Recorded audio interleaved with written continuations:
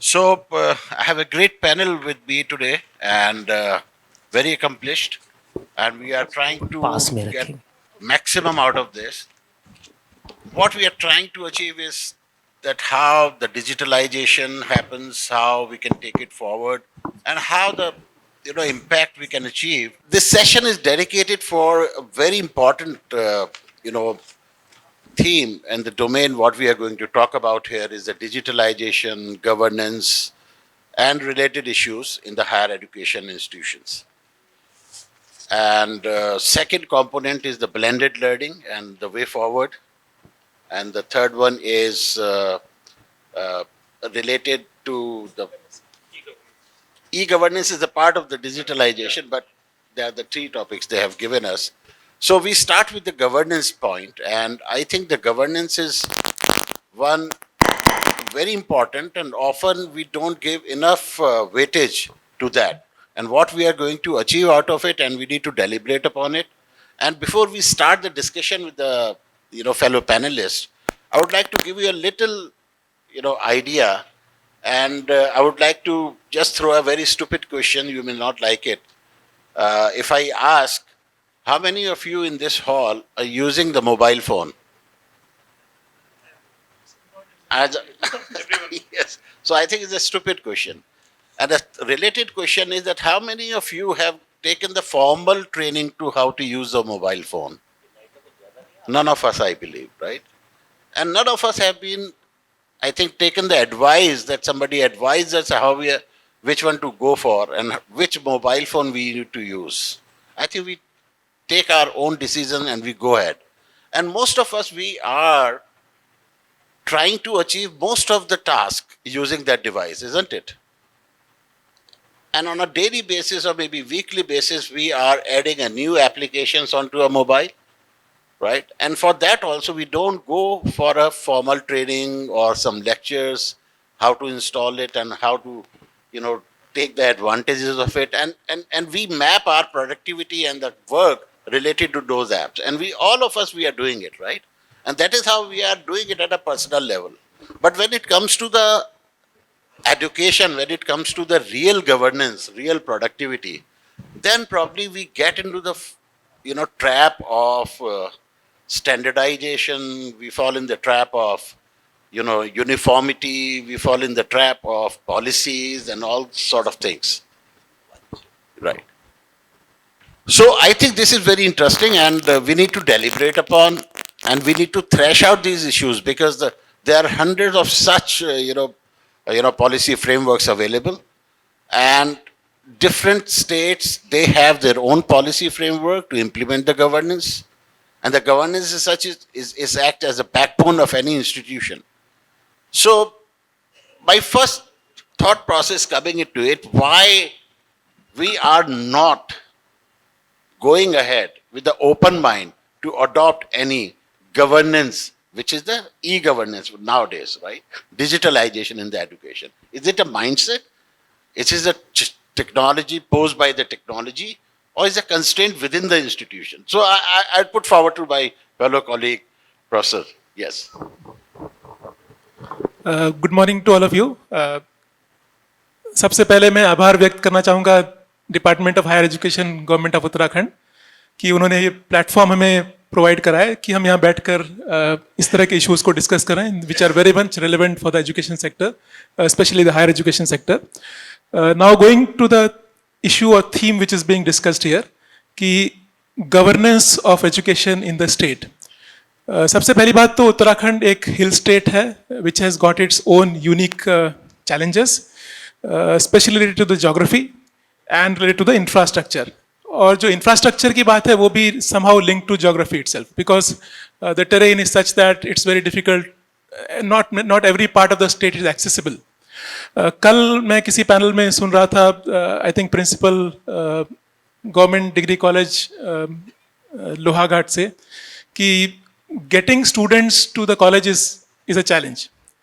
उन्होंने बताया कि 1 बजे के बाद स्टूडेंट्स कॉलेज में नहीं होते हैं क्योंकि public transport is not available and that's why they are not able to reach. So obviously there is a big need to strengthen the education infrastructure. But is it a transportation problem? Is it a road network problem? अगर student college तक नहीं पहुंच पा रहा है तो क्या college student तक पहुंच सकता है? तो उसी में जो हम ऑनलाइन लर्निंग और डिजिटल लर्निंग की बात करते हैं और ब्लेंडेड लर्निंग की बात करते हैं उसमें आ जाती है. But the broader question is about governance, कि हम किस तरह से मेक श्योर करें कि the it's approval process is very relatively much easier, faster. अगर एक ऑर्गेनाइजेशन एक नया इंस्टीट्यूट खोलना चाहता है स्टेट में, how can we facilitate them? So governance is something which is not seen. So अगर हम the best part of governance is that governance है बट आपको दिखाई नहीं दे रहा है, and that's where we say that it's functioning very well.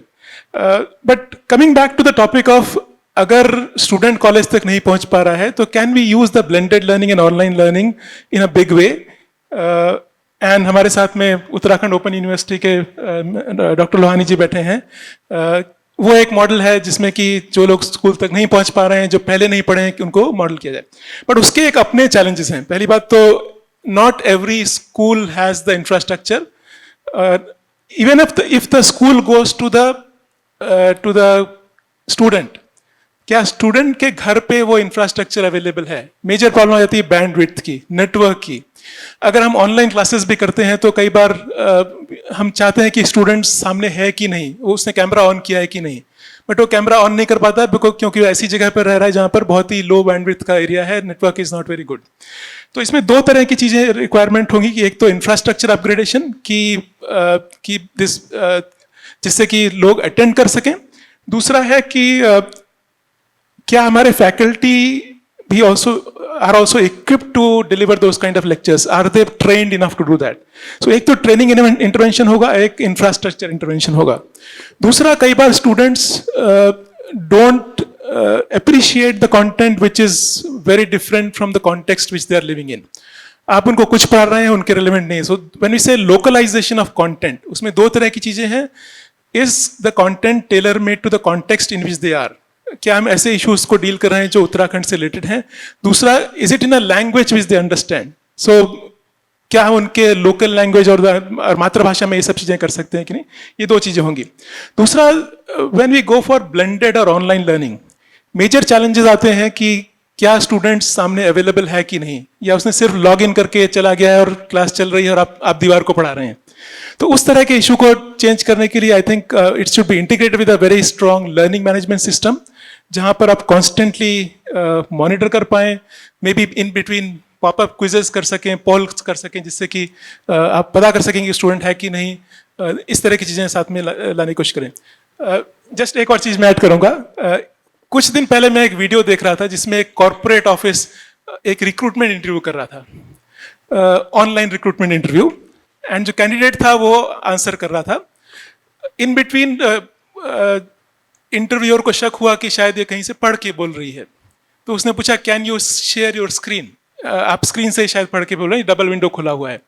तो उसने स्क्रीन भी ओपन कर दिया, बट वो क्या कर रही थी, उसने एक मोबाइल साथ में रखा हुआ था जिसमें AI चैटबॉट खुला हुआ था. जो भी क्वेश्चंस वहां से पूछे जा रहे थे उसमें स्क्रीन पे आ रहे थे और she was simply reading.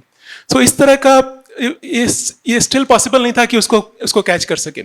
So when we go for online learning in a big way to make education accessible to people living in the remote areas, क्या इसके लिए हम मॉडल्स कर सकते हैं जिसमें रिमोट प्रॉक्टरिंग हो, कि हम understand that the same person is appearing, same person is answering the questions. So इसके लिए रिलेटेड इंफ्रास्ट्रक्चर, एक ये चैलेंज हमारे पास आएगा, and we should be ready to address that. Right. Thank you. So, actually, we were discussing, we started off the governance part, but I think you have touched about the online learning and the blended learning. So, let's take it forward and the blended learning approach and all. So, there's so many, platforms available, so many logistic issues available in blended learning, online learning. The Government of India's major project has been running for quite some time now. It's called SWAYAM. And SWAYAM has formalized so many certification programs, even degree programs, which are available. And they are collaborating with most of the institutions, and their courses are freely available. And they can be adopted by any university. So I think this is one of the finest example for online learning and strengthening the existing ecosystem. So while we are discussing now, we are starting the blended learning and the online learning mode. So I think we have the best person to talk about, Professor from the Open University, and would like to have his opinion and experiences in terms of how he is managing the content, how you are developing the content in respective domains, because the Open University has a larger responsibility of providing the education degree in a formal way, but at a distance, right? How you are taking care of that distance, how you are taking care of adopting the different technologies in your institution, and how you are taking it forward. Thank you, धन्यवाद। आप सबको नमस्कार। मैं बहुत आभारी हूँ हमारे उच्च शिक्षा विभाग का कि हम सब लोग मिलकर एक बड़े विषय पर बातचीत कर रहे हैं। अभी जो प्रश्न आपने लिया, मुझे भी ये रुचि थी जानने की लगभग 20-22 वर्षों से कि हम लोग नए हिस्से में कैसे मूव करेंगे जब भी एकेडमिक्स में जाएंगे। और पिछले 10-12 वर्षों में मैंने देखा कि इग्नू से जुड़े होने की वजह से मुझे ओपन डिस्टेंस लर्निंग के कुछ मॉड्यूल्स में काम करने का मौका मिला, और हम लोगों ने सीखा कि कैसे भारत में रहते हुए भी आप दुनिया भर में क्लास ले सकते हैं और उनसे बातचीत कर सकते हैं।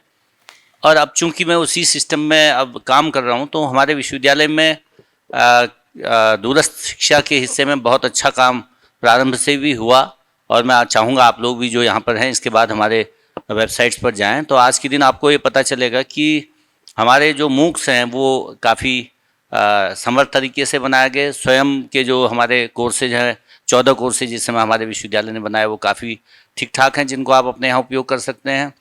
अभी आपने पूछा था कि किस तरह से आपने अपना LMS तैयार किया, SLM तैयार किया, तो SLM भी हमारा मूडल्स पर है और वो बहुत अच्छा काम कर रहा है, क्योंकि हमारी जो भी ICT टीम है वो इनसाइट है। हमारा विश्वविद्यालय पूरा स्वयं मैनेज कर रहा है, चाहे वो एडमिशन है, चाहे एग्जामिनेशन है, चाहे फिर उसके बाद रिजल्ट प्रोसेस है। उस सारे को ऑनलाइन ऑफलाइन कई माध्यमों में हम लोग ले रहे हैं। जैसे हमारे जितने असाइनमेंट हैं वो ऑनलाइन आ रहे हैं इस समय, और ऑनलाइन मॉडल पर हम लोग उनका मूल्यांकन कर रहे हैं। तो एक तरह से हमें भविष्य में जहाँ जाना है, जो ऑडियो और विजुअल दोनों हिस्सों में, अभी हम लोगों ने हाल ही में हमारे मुख्यमंत्री जी ने 5 सितंबर को हमारे हेलो हल्द्वानी रेडियो को ऐप पर लॉन्च किया। तो सौभाग्य से मैं कुछ दिन पहले श्रीलंका था, तो मैं वहाँ उसको सुन पा रहा था। दुनिया में पूरे जगह हम अपने ऐप को सुन पा रहे हैं, जो सुबह 6 बजे से रात के 9 बजे तक चल रहा है। तो हम अपने विद्यार्थी से सीधे जो वॉइस मोड है उस पर पूरे दिन बात कर सकते हैं, कर रहे हैं। और अभी भी अगर कक्षा चल रही होगी किसी विषय पर, या कोई ऑनलाइन रिकॉर्डेड लेक्चर चल रहे होंगे, या पहले से किसी विषय विशेष पर कोई आज अवसर विशेष होगा तो उस पर बातचीत चल रही होगी, या सामाजिक समस्याओं से लेकर जो जागरूकता कार्यक्रम है उन पर चल रही होगी। तो अलग अलग मॉड्यूल में ये सब चीज़ें हो रही हैं। तो मैं तो ये समझता हूँ कि दूरस्थ शिक्षा का जो मॉड्यूल उत्तराखंड ओपन यूनिवर्सिटी ने अपनाया है वो आप सबके लिए उपयोगी है। जितने हमारे यहाँ विश्वविद्यालय और महाविद्यालयों के साथी बैठे हैं, जिनका केंद्र हमसे जुड़ सकता है, मैं तो कहूँगा कि आप अपने विद्यार्थियों को उस रूप में तैयार कीजिए। और आज के दिन भविष्य की शिक्षा के हिस्से से, चूँकि मुझे चीन में और स्विट्जरलैंड में पढ़ाने का अवसर मिला, और मैं देख रहा था आज से 12-15 साल पहले जब मैं स्विट्जरलैंड में था तो वहाँ ये मॉडल तब चल रहा था ऑनलाइन क्लासेज का। मुझे भी सौभाग्य से स्काइप पर भारत की कक्षाएं लेने का अवसर मिला तब। बाद में जब हम यहाँ पर पहुँचे चीन में, तो वहाँ वीचैट उनके पास एक मॉड्यूल था जिस पर वो क्लासेज भी लेते थे, जिस पर डॉक्यूमेंटेशन करते थे, उस पर ऑडियो विजुअल चीज़ें होती थी, उस पर अटेंडेंस शेयरिंग होती थी। और ये सब चीज़ें हम लोग 12, 13, 14, 15 से 17, 18, 20 तक होते हुए देख रहे थे। तो भारत में चूँकि कोरोना के बाद ये एक अनिवार्यता भी थी, ज़रूरत भी थी। और आज के दिन मैं ये महसूस कर रहा हूँ कि मेरे साथ एक उत्तरकाशी से पिथौरागढ़ तक का विद्यार्थी, बागेश्वर में, धारचूला में, या यहाँ नैनबाग में, थत्यूड़ में, कहीं भी बैठा हो सकता है। उसके पास 3-4 बातों को मैं ज़रूर चाहता हूँ। इंफ्रास्ट्रक्चर का हिस्सा शुरू हुआ, क्या हमारे पास बिजली है सब जगह, पहली बात। क्या वाईफाई सब जगह पहुँच रहा है, दूसरी बात। क्या ज़रूरी यंत्र हैं उस विद्यार्थी के पास, तीसरी बात। क्या हमारे पास ज़रूरी इंफ्रास्ट्रक्चर है कि वहाँ बैठ के वो कक्षा सुन पाए, अगली बात। और उसके बाद क्या वो शिक्षक है ट्रेंड जो पढ़ा रहा है, और क्या अगला जो विद्यार्थी है वो इस सारी चीज़ों को सीखने के लिए तैयार बैठा है।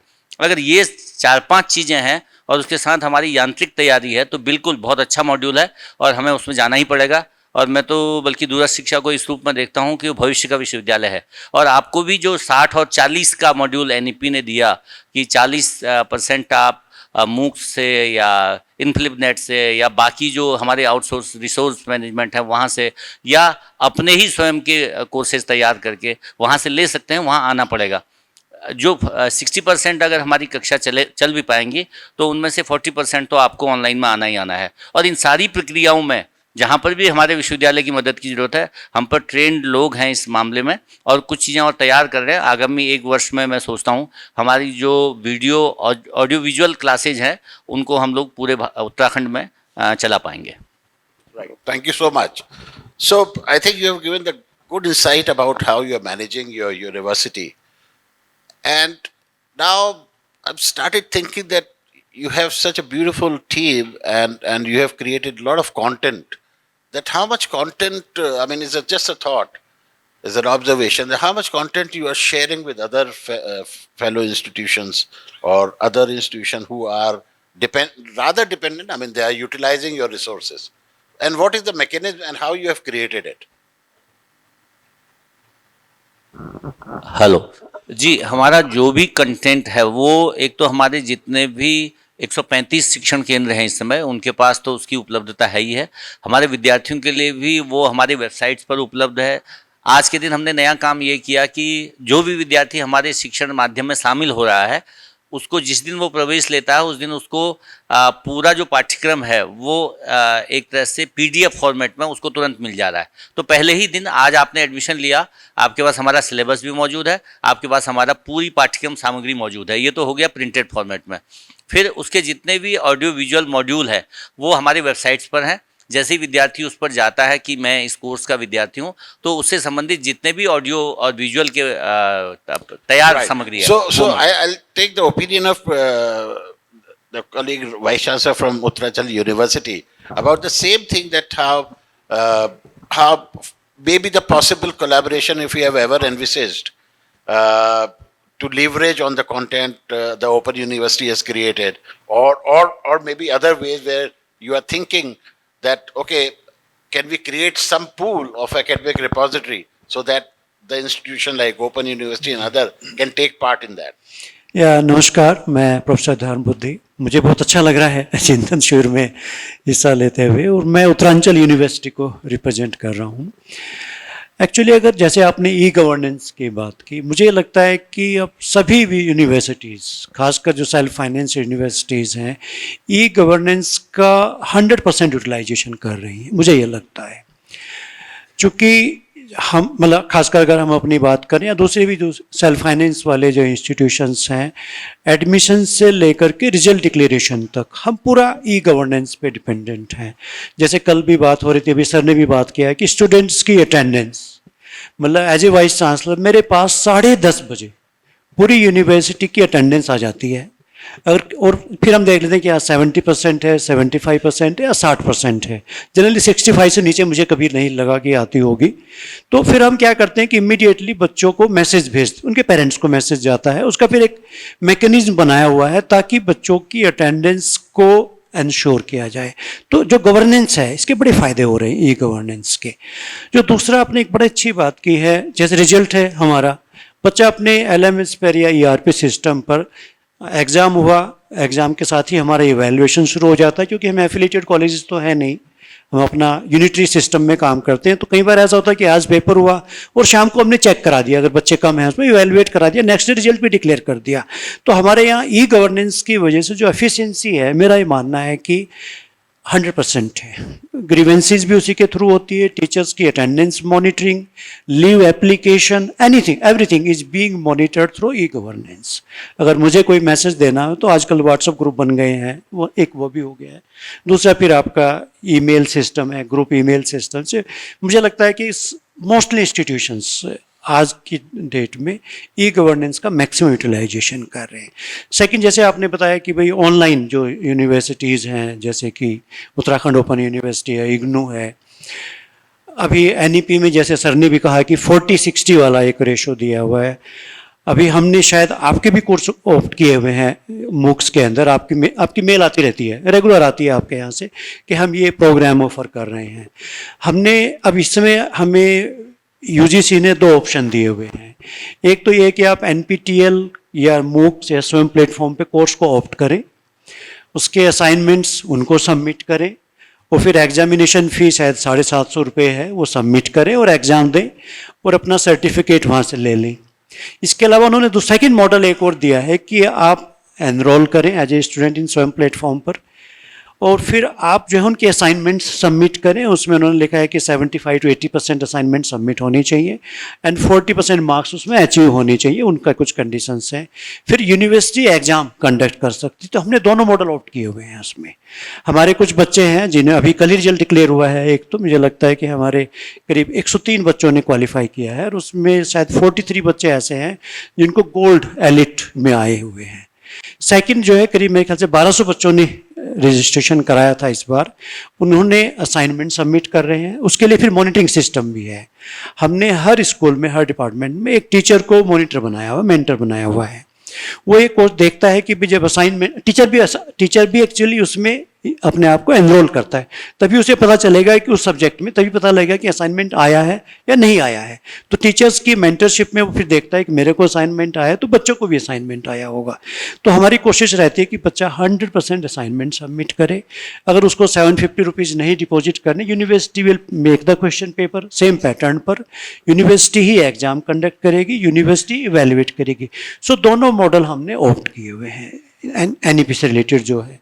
थर्ड जो एक अच्छी बात है, चूँकि अब उत्तराखंड में जो NAC A+ यूनिवर्सिटीज़ हैं वो ऑनलाइन प्रोग्राम ऑफ़र करते हैं। हम भी 5 कोर्सेज जो हैं प्रोग्राम ऑफ़र कर रहे हैं। उसमें MBA है, BBA है, BCA है, MCA और BA, 5 प्रोग्राम्स हम ऑफ़र कर रहे हैं। एंड मुझे खुशी है कि आपके पास तो खैर लाखों में नंबर है, पर हमारे पास भी पिछले 2 साल ही हमें हुए ऑफ़र करते, करीब 15,000 बच्चा एनरोल्ड है। ये उसमें जो अच्छी बात है कि मैक्सिमम जो बच्चा आता है वो इंडस्ट्री से आता है, और MBA शायद उसमें 70% होता है, बाकी प्रोग्राम्स का कंट्रीब्यूशन 30% होता है। उनका हमने भी पूरा जो SLM है, स्टडी मटेरियल डेवलप किया है। उसके लिए पूरा एक इंडिपेंडेंट डिपार्टमेंट जो कि रिक्वायरमेंट है, UGC की रिक्वायरमेंट है, बनाया गया है। और वो मटेरियल अगेन ई-गवर्नेंस के थ्रू उनको अवेलेबल कराया जाता है। उनकी भी सारी रिक्वायरमेंट, चाहे कोई ग्रीवेंसीज हो, उनको मार्कशीट देनी हो, ग्रेड शीट, बेसिकली मार्कशीट तो अपनी ग्रेड शीट हो गई है, क्योंकि आजकल मुझे लगता है कि 90% यूनिवर्सिटीज़ ग्रेड्स पे कन्वर्ट हो गई है। हालांकि उत्तराखंड में भी कुछ यूनिवर्सिटीज़ हैं जो मार्क्स दे रही हैं। मुझे इसलिए ध्यान है कि एक बच्चा अभी हमारे यहाँ किसी यूनिवर्सिटी, चूँकि अब आपने multi exit multi entry allow किया है, तो एक बच्चा किसी यूनिवर्सिटी से उत्तराखंड के आया तो दे आर हैविंग मार्क्स, तो हमें उसको ग्रेड में कन्वर्ट करना है, क्योंकि हम ग्रेड सिस्टम पे काम करते हैं। तो हमने लिखा उस यूनिवर्सिटी को, पहले हमने उस यूनिवर्सिटी को लिखा कि क्या आप हमें बताएंगे, do you have any such procedure to convert it, otherwise we will follow our system for that. तो वो भी एक अवेलेबल है कि मल्टी एंट्री एंड मल्टी, हमारे यहाँ से बच्चे दूसरी जगह जा रहे हैं और दूसरे बच्चे इंस्टीट्यूशन से बच्चे हमारे पास भी आ रहे हैं, तो वो भी ऑप्शन आज की डेट में अवेलेबल कराया गया है। तो इंस्टीट्यूशंस मुझे लगता है कि इस समय ठीक से काम कर रहे हैं। लेकिन जो मोस्ट इम्पॉर्टेंट पार्ट है कि भाई ई-गवर्नेंस एंड डिजिटाइजेशन के साथ साथ मुझे लगता है कि जो कल भी हम बात कर रहे थे कि इनोवेशन, मेरा ये बड़ा स्ट्रांगली मानना है कि एकेडमिक इंस्टीट्यूशंस, और जब हम 2047 का एक सपना है विकसित भारत का, तो मुझे लगता है जब तक हम इनोवेटिव प्रैक्टिसेज और इनोवेशन पर शायद नहीं जाएंगे, कोई भी कंट्री, जैसे सुबह ही जो हरियाणा से थे उन्होंने बोला था कि भाई जर्मन टेक्नोलॉजी, तो परहैप्स उनका जो इनोवेशंस है, जो थॉट प्रोसेस है, बहुत डिफरेंट है। तो मुझे लगता है कि इस समय, हालांकि न्यू एजुकेशन पॉलिसी में आया है, हमें IPR और इनोवेशन के सब्जेक्ट ऐड करने चाहिए, मुझे लगता है कि ताकि हम कैपेसिटी बिल्ड कर सकें। पहले मुझे लगता है कि अगर उत्तराखंड की मैं बात करूं, मैंने कुछ डेटा एनालाइज किया था, 2018 में हम 18वें प्लेस पर थे, जो एक IPR जो IPO है, इंडियन पेटेंट ऑफिस से एक लिस्ट आती है कि किसी स्टेट के, तमिलनाडु जनरली नंबर 1 रहता है उसमें, या गुजरात रहता है, महाराष्ट्र रहता है, हम आज 8वें नंबर पे आए हैं। तो यूनिवर्सिटीज़ ने उसमें कंट्रीब्यूट किया है। तो मुझे लगता है कि इस चीज़ को हमें कॉलेज लेवल तक पहुंचाना चाहिए कि भाई आप कैपेसिटी बिल्डिंग जब कर रहे हैं, स्किल्स एंड IPR, कि भाई कैसे आप एक पेटेंट लिख सकते हैं, कैसे अपने पेटेंट को आगे नेक्स्ट लेवल पे ले जा सकते हैं। मुझे लगता है कि शायद बहुत अच्छा पेटेंट ना करे। कई बार ये क्वेश्चन आता है कि भाई हमने पेटेंट तो बनाया है, पर हुआ क्या। पर मेरा ये मानना रहता है हमेशा उसमें कि भाई एज ए यूनिवर्सिटी हमारा काम कैपेसिटी बिल्डिंग है, क्यों ना हम अपने बच्चों में कैपेसिटी बिल्डिंग करें, और वो उस शायद आज से 5 साल बाद या 10 साल बाद उस चीज़ को अंडरस्टैंड करके कहीं ना कहीं कंट्रीब्यूट करेगा। तो मुझे ये लगता है कि डिजिटाइजेशन और ई-गवर्नेंस, इन सब चीज़ों में एक मेजर कंट्रीब्यूशंस कर सकता है। ये जो आपने ब्लेंडेड लर्निंग की बात की है, मुझे लगता है सभी इंस्टीट्यूशंस आज फॉलो कर रहे हैं, हम भी फॉलो करते हैं। स्वयं प्लेटफॉर्म उसमें एक अच्छा कंट्रीब्यूशन कर रहा है कि भाई कुछ हम, इसके अलावा आजकल एक नया और शुरू हुआ है जो हमने ऑनलाइन क्लासेज ये चलाते हैं, दैट इज वो कोर्ट कहता है वैल्यू एडिड कोर्सेज। सभी यूनिवर्सिटीज़ में आजकल बहुत ऐड करते हैं, शायद कॉलेजेस में भी होगा। तो value added courses generally 2 credit का हम लोग ऑफर करते हैं और उसको 100% ऑनलाइन चलाते हैं। फिर अगेन जो क्वेश्चन रहता है अभी कि भाई बच्चे ने अपना कैमरा ऑन किया या ऑफ किया, वो इशूज़ है, खैर वो तो रहेंगे, लेकिन हमें अपने एफर्ट्स करते रहने चाहिए, शायद उनका जो रिजल्ट है अच्छे ही मिलेंगे। Correct. अभी तो मैं Correct. इतना ही So कहना I चाहूँगा। think you very well articulated that the use and how we can provide different kind of tools and technologies to impart more concept. So my another fellow panelist, I think he is from his experience in IQAC and monitoring the different quality parameters of the institutions. So how you look at different parameters in view of the governance and the learning management. धन्यवाद सिंह साहब। बहुत ही मतलब जो question है आपका, ये केवल जैसे हम अगर बात करें तो जब हम उत्तराखंड की बात करते हैं तो सबसे पहले मिनिस्ट्री ऑफ एजुकेशन को मैं धन्यवाद देना चाहूँगा कि बड़े ही इम्पोर्टेंट इशू पे ये चर्चा यहाँ पे हो रही है। लेकिन जब उत्तराखंड की बात कर रहे हैं तो उत्तराखंड ऑलमोस्ट 60 से 70% आपका पहाड़ है या वो एरियाज है जहाँ पे कि ये सुविधाएं नहीं पहुँच पा रही हैं जो कि हम लोग यहाँ पे देहरादून और इस तरह के एरियाज में एंजॉय कर रहे हैं। तो यहाँ चिंता का विषय ये है कि उन दूरस्थ स्थलों तक चीजें पहुंचे कैसे। जैसा कि आपने स्टार्ट किया था और आपने कहा कि मोबाइल एक, आपने बड़े उसमें लाइटर उसमें कहा कि मोबाइल, स्टूपिड क्वेश्चन पूछ रहा हूं लेकिन मोबाइल कितने लोग यूज करते हैं।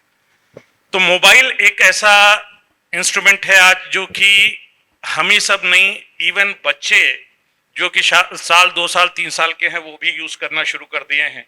अगर उनको ये नहीं पता, अंग्रेजी पढ़ना नहीं आता, हिंदी पढ़ना नहीं आता, लेकिन उन्हें वो पिक्चर से समझ में आ जाता है कि मेरा वाला कौन सा वीडियो चल रहा है। तो जब हम हायर एजुकेशन की बात कर रहे हैं तो डेफिनेटली 18 से 19 साल के बच्चों की बात कर रहे हैं और ये बच्चे आज की डेट में मैं समझता हूं कि बहुत ही हाईटेक हैं और उन्हें जो है मोबाइल यूज करना और उसको प्रॉपर तरीके से इस्तेमाल करना बड़ा अच्छा आता है। तो उस कंडीशन में अगर हम देखें तो मोबाइल एक ऐसा इंस्ट्रूमेंट है जो आज हर एक व्यक्ति के पास है, चाहे वो देहरादून हो चाहे एक रिमोट एरिया हो। तो ये एक इंस्ट्रूमेंट ऐसा है जिसको कि हम इस्तेमाल कर सकते हैं अपने हायर एजुकेशन इंस्टीट्यूशंस में by means of designing various apps जो कि बच्चों तक वो चीजें पहुंचाएं जो कि हम वहां पे जाके नहीं दे पा रहे हैं। लो बैंडविड्थ में ये मोबाइल फिर भी काम कर लेंगे, वहां पे पीडीएफ के फॉर्मेट में चीजें हो जाएंगी। अगर हम याद करें तो जब पहली बार कोविड आया था तो शायद हम में से कोई भी डिजिटली उतना साउंड नहीं था, लेकिन जैसे जैसे चीजें आई और हमने जो है गूगल मीट इस्तेमाल करना शुरू किया, जूम प्लेटफॉर्म इस्तेमाल करना शुरू किया, सिस्को वेबएक्स इस्तेमाल करना शुरू किया, तो दूरस्थ जगहों की जब हम बात करते हैं तो these mobile instruments can be very useful, जहाँ की हम चाहे ओपन यूनिवर्सिटी के कंसेप्ट है वहाँ के रिसोर्सेज या सेंट्रलाइज रिसोर्सेज या क्लाउड पे जो चीजें हैं उन सभी जगहों तक लोगों को पहुंचा सकते हैं। Correct. अब दूसरा सवाल यह है कि गवर्नेंस हमारे यहाँ, तो मैं एक फाई यूनिवर्सिटी देहरादून से हूँ और बहुत ही अच्छा ERP सिस्टम है जिसमें कि रजिस्ट्रेशन से लेके even before that advertisement and all those things, along with that registration से लेके result declaration plus alumni meet तक की सारी चीजें जो है, जैसा कि सर ने भी चर्चा है कि वो सारी चीजें उससे हम कवर कर रहे हैं। तो वो सारी चीजें तो हो जा रही हैं। सवाल ये है कि जब हम दूरस्थ जगहों की बात कर रहे हैं तो वहां पे क्या ये ई गवर्नेंस कितना सक्सेसफुल हो पा रहा है, that is a matter of question, क्योंकि ना तो लोग उतने ट्रेंड हैं, ना Correct, तो correct. इंस्ट्रूमेंट्स उतने ज्यादा हैं। We'll Plus- touch upon this. Yeah. This is very important. Yes. And before moving further, I mean, I'll take another Sir. opinion from a colleague from Amrita University. Right. So Amrita University has been doing quite a lot of work in digitization and content creation and many other new things which you are introducing in the area of digital education. So, what are your initiatives so that we'll connect and we'll be focused on few topics, then we'll have clear, understanding. So by 2005, 2006, we inaugurated the first e-learning software in India. It was inaugurated by Dr. APJ Abdul Kalam. And 2010 onwards, we have a project collaboration with IIT Bombay, government funded, created a software, e-learning software, which is AView, and it is being used in 12,000 colleges across India currently. And for the past 20 years, we have been in this digitalization and online courses. We have virtual labs funded by the government and collaborations with IITs. And they're all being used for free by these institutions. So humongous effort has gone in creating this online courses much ahead of, the trend started, especially after COVID. But we have done it long back. What we have found, or with all these initiatives, we also have Amrita Ahead program for executives, those who are already in the job, getting upskilled and then getting the certifications for their career changes, better career opportunities and all that. So we have covered a variety of courses at the school level, at the college level, for executives and all that. So content we are focused. But the other side is there are two types of target audience. One is the educated lot and the other one is the non-educated lot. So the majority is the non-educated lot, where we have vocational courses for all types of jobs, for women and men, all types of jobs, no barriers. So with that experience, I could say a few things. The government support is there already for content creation. For certifications, it is there already. There is the last mile where we have to reach out to the people. In reaching out to the people, creating awareness camps, just like job fairs, we can have job workshops where we introduce these certification courses for people and they become aware of it, because they're all most of the people, whether they're educated or not, they're well versed in using mobile phones and they're well versed in using all the technologies available in the mobile phones. So that last mile is where our chancellor says, walk up to every house, at least 10 houses per person. Walk into the house, find out what they need, what is the next step they need to improve in their career. So that is where our initiatives are focused on right now. Right. Thank you so much. So I think we have got the clear idea that these institutions, they are taking the finer steps and to enhance their productivity, whether it's the learning, teaching and learning, or the governance and all. And all of them, they have some unique initiative. Like Amrita has been digitizing the content and they are disseminating it for last, I think, almost 10 years now. 20 years. Right. 20 years, right? And now I'm forced to think upon that why we are not aware of these things by and large. So I think there is a problem that network is an issue, communication is an issue, infrastructure is an issue, or something else. So based on the opinions of the fellow panelists, I'm thinking that there is some challenge and there may be some ignorance and there may be certain things of maybe the lacking of the policy framework, right? And we see that all of them, they were talking about the governance, they were talking about the learning material, disseminating that content, how effectively they can do that. And everybody is doing that. But the challenge here is we are not able to penetrate deeper in the society that what are the initiatives we are taking. And I think the larger impact is not visible, right? I think we have the fantastic audience here and all of them from the HEIs. Just one observation that why, for example, if we take the example of Uttarakhand, we have about, I think, 30 universities here. More than that? I mean, put together more than that. In the government universities, we may be having around more than 20, 41. 41. Government and private. So if I throw one observation that if we network all the universities together for one clear objective, that we are going to create the content on a subject with all the faculty members of these universities in that particular domain, how beautifully that content would come up, and that would be peer reviewed, that would be benchmarked. And if we do this exercise for all the subject domains, we will create the largest academic repository, which would be freely open to the students and the faculty members. The moment we can do that, it will constantly improvise over the years, right? And no one can challenge that content because it is created by the domain experts. But somehow, in today's time, we are doing the same work in isolation, right? We have the delivery platform available with us, we have the technology with us, and I think we should not fear about that we don't have infrastructure or the technology, so that when to start. I think technology is a matter of an instance. I mean, it can happen overnight. All of us knows if any technology is getting, coming to state, it will happen overnight. It's a matter of just time, few hours, and it would be available to everyone, whether it's a case of internet, mobile phone, or the video conferencing, or whatever you take the name of it, right?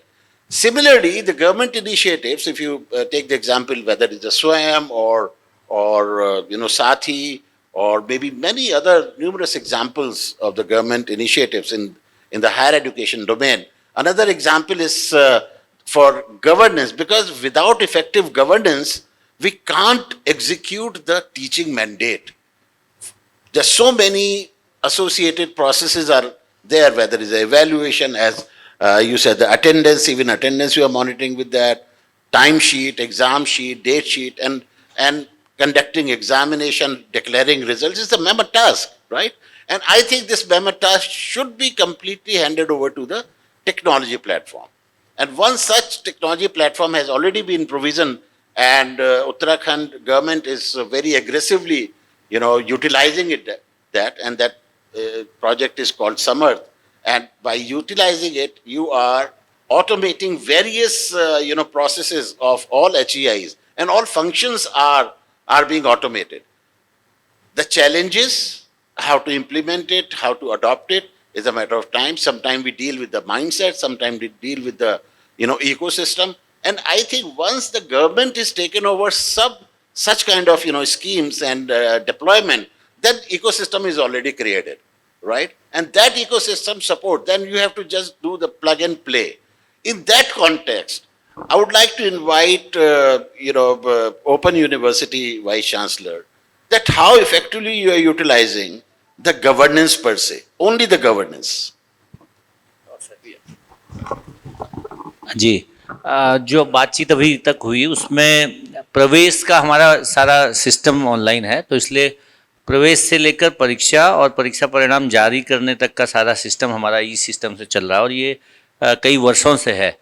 मूल्यांकन की एक बड़ी प्रक्रिया हम लोग online कर रहे हैं, जो मैंने अभी बताया था कि असाइनमेंट जितने भी हैं 30% ऑफ टोटल क्रेडिट, तो उसको भी हम लोग ऑनलाइन कर रहे हैं। सारे विद्यार्थी अपने असाइनमेंट ऑनलाइन भेजते हैं, उनके सारे अंक पत्र हम लोग ऑनलाइन जारी करते हैं।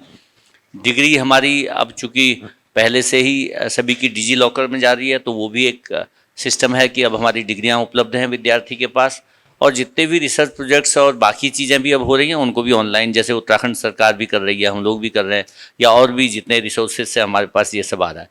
तो the concept of saying online is nothing just online, it's a availability, It's- provisioning of the information. So even if you are providing the mark sheet, mode is online, Yeah. but the effective provisioning of that piece of document Yeah. is through that governance layer. Yes, So, Professor Dwivedi, what you think about IIM Kashipur?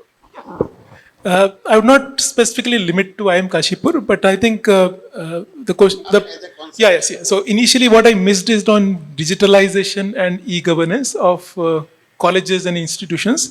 A very pertinent point was raised by co-panelist from ICFI University about that many of us sitting here are mostly from big institutions who have large-scale ERPs already in place in our institutions.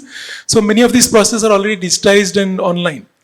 But pertinent question was that a college in Pithoragarh, a college in Lohaghat, or a college in Bajpur, would they have the financial wherewithals to implement such an ERP system where attendance is online, let's say your grading is online, your placements are online, your feedback system is online?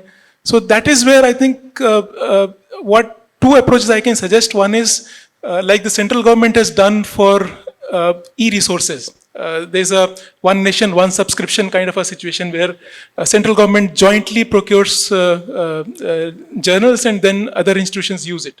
So can a similar thing be done by Uttarakhand government where they develop a common ERP system, small scale, which has similar process which all of the institutions which can use it? So a lot of, as you rightly said, there's a lot of duplication in efforts. Many of us are doing our own ERP separately, spending money into that. Can we do a joint software development which is suitable for almost every college and they can use it? That is one. Secondly, there are also institutions who are well developed in this, who have very strong, robust internal processes. Can one of such institutions, let's say, mentor two other institutions and help them develop such digitization process and e-governance? So we said adopt two institutions who you think are weak in that and try to implement that. Other thing I'll just quickly add on to the content generation. Again, there is a lot of duplication in content generation also. As you rightly said, together we suppose we have 300 colleges. Suppose I know that in these 3 colleges there is a best faculty of physics available. In these two colleges there is best faculty of marketing available. Can we pick up them, let them develop these softwares and jointly share that? Yes. So these kinds of networking and sharing would be the way forward I would like to focus on. Thank you. Excellent. I think this is the need of the hour to set up and create our own academic repositories, the content repositories where, this is managed by the, faculty members, managed by and evaluated and utilized by the students, and further improvising it, right? So this is one thing which we are missing badly, right? And that will happen because yesterday's session, if you recall, right, we were talking about the AI integration and all sort of technologies which is going to happen, right? And I think for that matter, we need to embrace all newer technologies. We need not to shy away from them, that later on we'll decide once somebody else will decide over or the policy will come. These are tools and technologies, right? As we rightly said that you don't ask whenever you use any technology for the personal usage, you don't ask everybody, right? You don't ask. So in future, it may be quite possible that every student may subscribe to a AI tutor, personalized AI tutor, right? But in looking at that system, how to equip today our institutions and the faculty members, we need to train them to embrace all these newer technologies and to develop those skills to be the part of that race, right? So, as he rightly said, we are working in the islands and these islands are not talking to each other. That is the biggest problem. And that problem is creating and getting more complex. That is why we need to bring in the uniformity in the system. That why not the state has having one ecosystem for governance, one ecosystem for academic repository, one system for all the subscriptions for the online material, whether whosoever the publisher is, at one-stop solution, and it's disseminated to each and every institutions of the state. That makes a lot of sense. It's more viable, more economical, and the uniform. What do you think, Professor? What do you think about this? Anu, you have rightly mentioned that content is very, very important, and the faculty is the key basically for that. As you have very rightly mentioned, we need to train our faculty members, and in particular the newer technologies which are maybe used today, maybe after 5 years, maybe 10 years. So the faculty development programs, not only subject specific, but they can also be the technology specific. As AI, I think yesterday also we discussed something about it, today is also again, is going to play a major role. And there might be again the more technologies coming up in next 5 years or 10 years. So the most important part is that our teachers and students, they should be taught, they should be trained for new technologies. Like if I talk about ourselves, maybe most of the institutions might have done. AI we have added in every discipline, including law and liberal arts. So now my student understand that how this technology can be used and how it can be helpful to them. We are not teaching them the coding, we are teaching basically the applied part of that. So that is very important. We cannot teach everyone the coding, how to develop for that, but application is again very important. Even as I mentioned, the English student is studying the AI. The law student is studying AI. Management is again very Right, important. and also it is taking, I'm being forced to touch upon one more important, because the way, at the pace the technology is evolving, right? Every institution may not be able to cope up with that pace. Maybe resources, human resources, and many other parameters, right?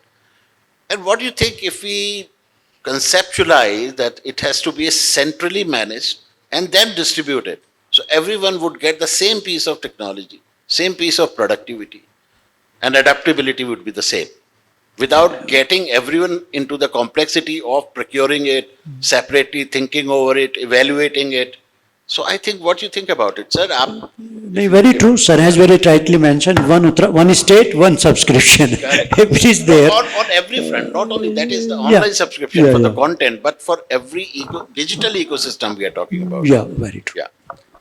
इसमें एक बात जो आपने अभी की थी, हम लोगों ने अभी एक प्रोजेक्ट प्रस्तुत किया है गवर्नर साहब के यहाँ कि जितने भी कम्युनिटी रेडियोज हैं उत्तराखंड में, उनके पास जो भी मीडियम है अपनी चीज़ें संबोधित करने का, वो हिंदी है, अंग्रेजी है, या वो गढ़वाली कुमाऊनी है, हिंदी है, तो जिन भी भाषाओं बोलियों में वो काम कर रहे हैं, हम उसको एक जगह पर ले आएँ ताकि एक जगह से सारे रिसोर्सेज जो कम्युनिटी में जा रहे हैं वो हम एक साथ उपलब्ध करा सकें। तो शायद वो अगर अनुमति होगी तो ऐसा कुछ करना चाहते हैं। लेकिन मेरा मानना ये भी है, चाहे भाषाओं के हिस्से में, अभी सर ने भी ये बात कही थी कि हमें एकेडमिक्स को प्राइमरी लेवल पर तो ठीक है कि वो उन भाषाओं बोलियों में लाना ही चाहिए, लेकिन उच्चतर स्तर पर भी जो सक्षम भाषाएं हैं जहां हम ला सकते हैं अपने सामग्री को, जो भी शिक्षण अधिगम की सामग्री है, जो भी विद्यार्थी की अपनी भाषा है, वहाँ तक जाने के लिए उनमें भी वो कंटेंट डेवलप करना चाहिए, ताकि जो उन भाषाओं में ज़्यादा प्रशिक्षित नहीं है, माना अंग्रेजी में नहीं है, हिंदी में नहीं है, तो बोलियों में है, वहाँ तक भी उस सामग्री को ले जाने के लिए तैयारी करनी चाहिए, तो ज़्यादा आसान हो जाएगा। तब हमारा ERP ज़्यादा एक तरह से लोगों तक पहुँचने के लिए आसान हो जाएगा।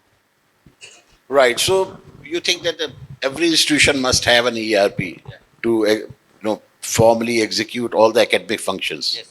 Right. So as we learned that Amrita University has developed their e-learning platform, then there is a SWAM. So what steps you are taking for your e-learning platform to disseminate? As you're saying, we have to do a lot of efforts to make people aware that we have this system. How many collaborations do you have with institutional collaborations you have at the moment?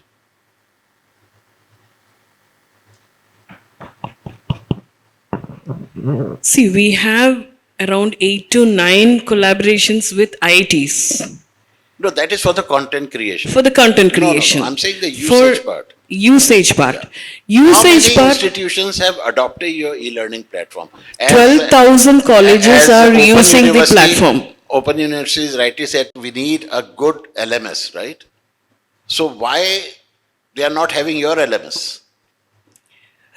Okay, so this was promoted by the government. Government only has shown, we have not directly reached out to the colleges. It was the government's decision to give to the government colleges. Most of the government colleges use our software AView, as well as we have an LMS learning system which integrates AView, which is called Ample. It's the government which is distributing this software. It's one of the official Yeah, softwares so of the government. When it comes to the distribution of the software, it's not only distribution, it's just working out it, sustainability of it, where is going to run, who is going to manage it. Are you also providing that manageability and running of it? We provide support. We provide provide online support. We Yeah. have So a, I think we need to think about these things, because this is a very, very important thing. It's like, Professor, that is, you mentioned about the ecosystem on content creation as well as, the resource sharing Content part. creation- But I think the ecosystem that is required is the main thing that you're saying here is the networking. We have to handhold each other as well as the last for part where content we reach creation- out. Yeah, for content creation, I think this is wonderful and people are doing it beautifully. I mean, for that, you need not a great digital system, right? Teachers require their brain, their simple notebook or whatever, and they can create and they can share. And consolidation can happen later on. The moderators, editors will sit upon. But a unified system and managing it for the large institution or for, say, the entire state, right? It requires a different ecosystem. Yes, we need a network. Where all of us Yes. is a part of it and we get Yes. the plug and play. Correct. right? So I think we need to envisage such kind of Yes, system where anybody can plug and play and avail all the services which are mandated by the government. yes. Right? Plus- but interestingly, everything is happening in every institution. Yes. So now we need to think of how to consolidate that, how to make them work together Yes. and create a single system and removing all the duplicacy. Because a lot of man-hours are going But see, wasted. the institutions should also take responsibility for the outreach, also getting this out to at least a few places, few regions. I don't know, I may be wrong, but if all the institutions, they are working in this direction, maybe we are missing out on the compliances. How many of us we are following the compliances?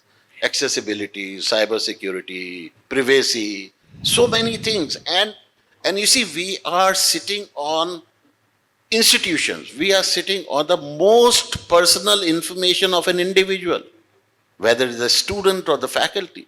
And now think about the severity and the sensitivity of this issue, how to protect that information which we are keeping on ourselves in the hands of some who are not trained, who doesn't have any idea about the gravity of the situation. If it is centralized, managed by the policy, managed by the compliances, I think everyone would be secured. Definitely that security we have to build. But what I meant was, let us also not miss out on But- sharing it. But security by everybody is a mammoth task, security Yes. at one place. So we need to debate on. Yes. And how, what do you think about, IQAC, its sensitivity and security, personal data security is a key aspect. What you suggested is we are talking of hub and spoke model. Correct. So in that case, you are talking of a cloud where we can keep the data and things can be managed and with full security under the guidance and supervision of the government. Now, when it comes to the individual institutions, although they have their own mechanism, but might be not that safe as compared to the government things.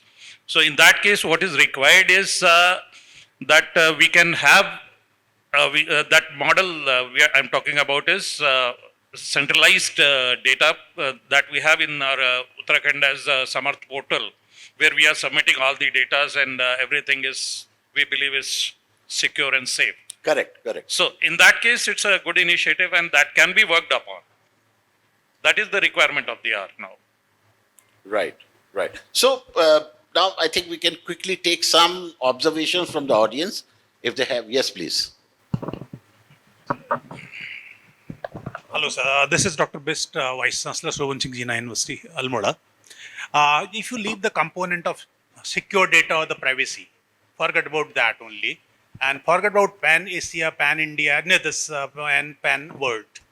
If we have given this platform by Higher Education Department, I would have the privilege of taking Dr. Sinha also on loop in this question.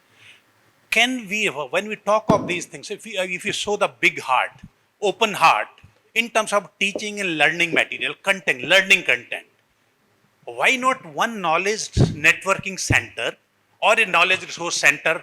Everybody can contribute. Say you are excellent in law, if your content is available for everybody in the state of Uttarakhand at one platform, we are not supposed to hit each and every university. There's a one state knowledge resource center. A student can directly go, teacher can directly go there in knowledge resource center, we can get this content or we can get this teaching material. So instead of visiting n number of institutions, instead of visiting n number of colleges and universities, if there's a one platform for knowledge sharing and knowledge networking, I think that will be best for the teacher as well as the student, and they'll get everything at one platform in terms of teaching and writing and learning material. This is my humble submission to all the experts. Yeah, I think we have touched upon. Who would like to Yeah. take this question? Or just I initiate, because what you're saying we discussed at length. You see, the state knowledge network, what we have discussed, right? Each institution should get network, create knowledge repositories. Once you create knowledge repository, that knowledge repository would further connect to the national knowledge repository and then global. That is how the knowledge flow information exchange would happen, right? But we need to initiate that process. We exist. We have the network, I mean, knowledge centers we already have in the form of the institutions, but we need to connect them and we need to start knowledge flow exchange. Sir जैसे आपने कहा तो इसमें बहुत सारी सामग्री तो वैसे ही ई पाठशाला पर मौजूद है, इसी तरह से NPTEL पर मौजूद है, स्वयं पर मौजूद है, और इसी तरह से हमारे कई ऐसे हैं सोर्सेज जहाँ से हम लोग ले सकते हैं। इनफिलिपनेट पे बहुत सारा मौजूद है। लेकिन इसके बावजूद बहुत अच्छी राय है ये कि माना हमारे पास अपने विश्वविद्यालय में इस तरह की सामग्री तैयार है जो ऑडियो विजुअल मोड पर है, जो अलग अलग तरह से तैयार है सामग्री, या इवन PDF के तौर पर हमारी सारी पुस्तकें मौजूद हैं। अगर सरकार चाहे और हम सब लोग चाहें तो उसका सदुपयोग कर सकते हैं, क्योंकि उस सामग्री को जो भी विद्यार्थी किसी भी रूप में उपयोग कर सकता है, Right. उसके उपयोग तक जाना चाहिए उसको। Correct. But here in India, we have a fantastic diversity, right? For if you take this Uttarakhand as a state, the localization can be taken care by us, by the community here, the knowledge people here. If we create in each state that knowledge repository which is taking care of localization, even in the vernacular, we can go up to the vernacular level. It's a fantastic one. I mean, we would be the richest in the world the Ji. moment we create and do that exercise. What do you think, sir? Yeah, definitely. I think it's a great idea. And, we should work over it. And in fact, what we are doing at our level, again, it's a decentralized, you can say every individual is doing. Like after taking a class, my teacher is putting the material on ERP again. And then what we did, we got it edited, converted into the good book chapters written by the same teacher, and then make a edited book of that. So this effort, if someone is looking for that material, we are ready to share, because it has been again checked by a quality material, and so in most of the subjects disciplines which we are teaching, we have the reading material, not only for the online, for the offline, the campus students also. And as I mentioned, every teacher is submitting the material, and then there is a team along with the subject experts converting into the quality reading material and then sharing with the students. So already we have that practice, and definitely if any need is, any collaboration is required, we are always available for that. Great, thank you. Few more questions we can take from audience, then we'll summarize and conclude. I am very happy कि हम बात कर रहे हैं share resources की और shared material की। एक बहुत बड़ा मूवमेंट जो सन 2002 में शुरू हुआ, लेकिन जिसने बहुत बड़ी गति पकड़ी 2020 में, वो है ओपन एजुकेशन रिसोर्सेज का मूवमेंट, जिसमें क्रिएटिव कॉमन्स लाइसेंस के अंतर्गत masters level, under graduate level, technology related material, और आप लोगों को बहुत खुशी होगी ये जान के कि पूरे कोर्सेज, पूरे कोर्स रिलेटेड वीडियोस सब अवेलेबल हैं 9 मिलियन साइट्स पे। मतलब उसको कोई अकेला व्यक्ति देख ही नहीं सकता, लेकिन अपने अपने सब्जेक्ट के हिसाब से हम देख सकते हैं। ये क्रिएटिव कॉमन्स लाइसेंस होने के कारण हम उसको विदाउट कॉपीराइट परमिशन डाउनलोड कर सकते हैं, उसको मॉडिफाई कर सकते हैं। जैसे अभी आपने कहा उत्तराखंड में बहुत डाइवर्सिटी है, तो आप उसको लोकलाइज कर सकते हैं, लोकल एग्जाम्पल्स दे सकते हैं। मैं जिस यूनिवर्सिटी में पहले काम करती थी, हमने ये तय किया, वो ओपन यूनिवर्सिटी थी, तो ये तय किया कि 3 कोर्सेज कम से कम हर साल OER के बेसिस पे निकालेंगे। सो इतना सारा मटेरियल अवेलेबल है जिसको डाउनलोड किया जा सकता है। और अच्छी बात यह है कि कुछ साइट्स, जैसे राइस यूनिवर्सिटी की साइट है कनेक्शंस, उसका सारा मटेरियल पीयर रिव्यूड है, और पीयर रिव्यू होने के बाद ही वो उसको चढ़ाते हैं। उसका सारा मेटा डेटा नीचे होता है, आपको कुछ आगे ढूंढना है, चेंज करना है। तो ये यूनिवर्सिटीज़ के लिए बहुत ही अच्छी न्यूज़ है, स्पेशली जब हम नया स्पेशलाइजेशन लगाते हैं तो बहुत सारा कंटेंट आपको मिल जाता है। And because it is an open license, Depending upon the quality of the license, you can adapt it, you can modify it, you can repurpose it, and so on. लेकिन शर्त सिर्फ यही कि आपको जो आप मटेरियल लेंगे और अपना जो डेरिवेटिव बनाएंगे उसको वापस आपको रिलीज करना पड़ेगा एज ओपन मटेरियल. तो अपनी साइट पे आप छोड़ सकते हैं और दूसरे लोग उसको जब भी यूज करेंगे आपकी साइटेशन होगी.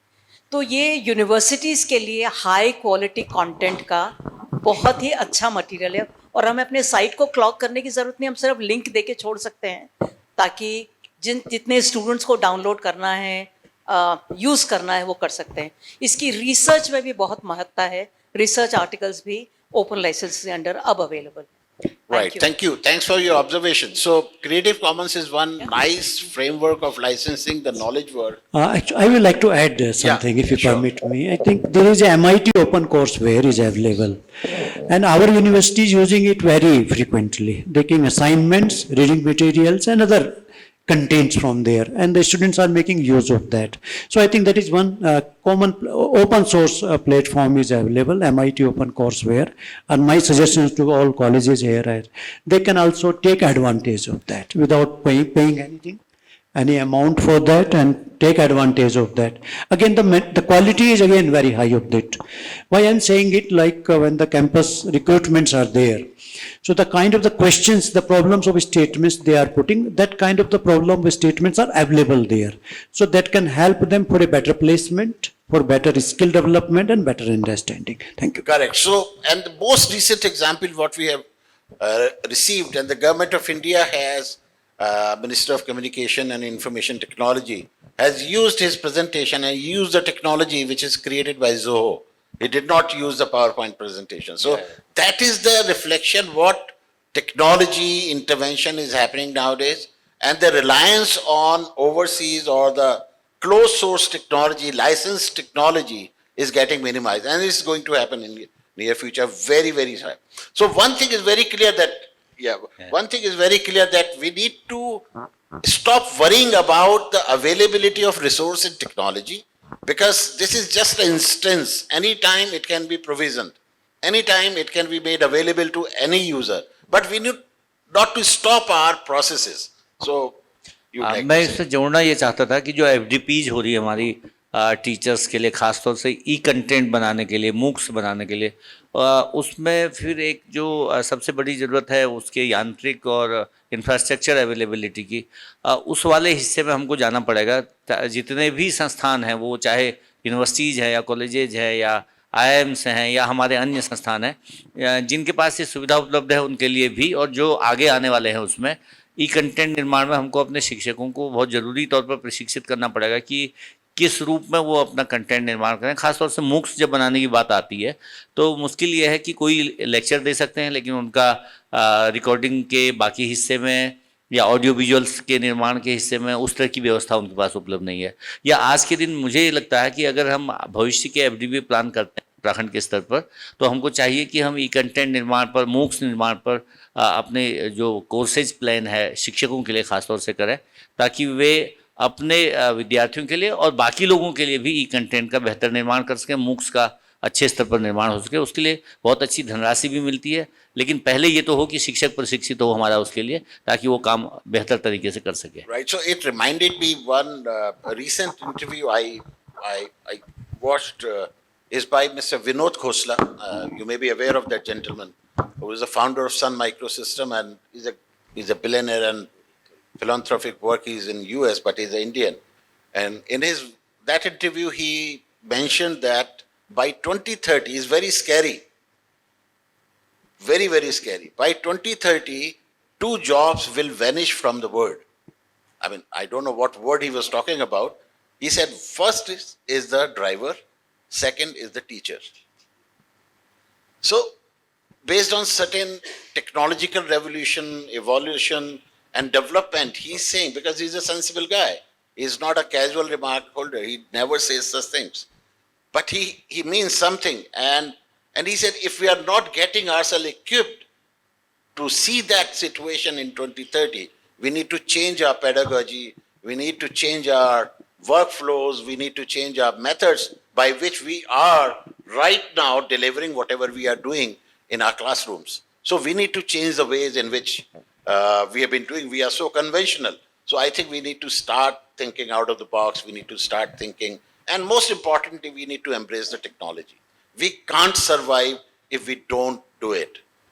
So, any I would like further- to yes, add here yes, one more thing, sure. sir. As sir rightly said, train the trainers. That is very much required. And for that, we have FDP through Atal portal or MMTC portal. And teachers must be encouraged to attend those programs, and they must be part of those activities so that they can further exchange the things with the students. Because what I feel is most of the teachers, they have not yet become the part of these FDPs, and they are not very well versed with all these things. So awareness is also a big problem still in educated people. Correct. But still, whatever the FDPs we are carrying forward, they have to be tailored and fine-tuned as per Definitely. today's requirement, Definitely. which can meet the challenges of tomorrow. Definitely. Any final comment from your side, sir? Going back to again the online content, as we already said, in Swayam a lot of content is available. Good thing is that they have made one institution as a nodal agency for each subject. For example, for management, where I belong to, IIM Bangalore has been made the nodal agency. So, but it also means that faculty members from other institutes who want to develop content will be facilitated by IIM Bangalore in terms of providing a studio, in terms of providing a guidance, how to record a lecture. In fact, it's not as simple as you teach in a classroom. And that's why it requires a little bit of training. So that initiative is already there. MIT open source is there. As you rightly said, we need to move from proprietary software to open source software, be it learning management system, be it software, be it ERP, and thereby also work towards Atmanirbhar Bharat. Thank you so much, and I thank every panelist here who gave us the remarkable, thought-provoking, points. So finally, conclude in just a couple of lines that we clearly understand that there is a need of a uniform, complied, secured system which can take care of education, delivery, and governance, right? Yeah. So, but all these things will flourish the moment we create a knowledge network. We need to connect, we need to create, we need to establish a knowledge network. With these words, thanks everyone for hearing us patiently. Thanks for your time.